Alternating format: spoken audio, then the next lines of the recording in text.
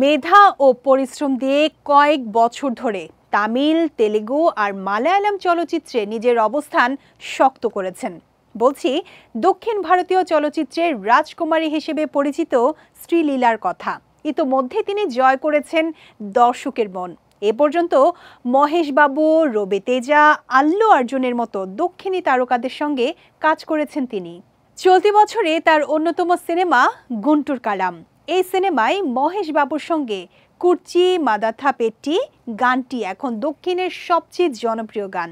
খুব শিগগিরই এই অভিনেত্রীকে দেখা যাবে ওস্তাদ ভগৎ সিং সিনেমায়।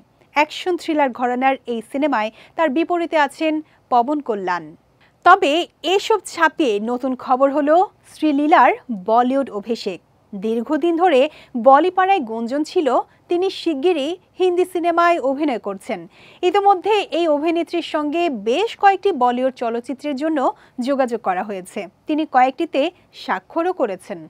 জানা গেছে শ্রীলীলা হিন্দি সিনেমার জন্য মুখিয়ে আছেন। তিনি এখন 1990 ও 2000 সময়ের ক্লাসিক সিনেমাগুলো বেশি দেখছেন।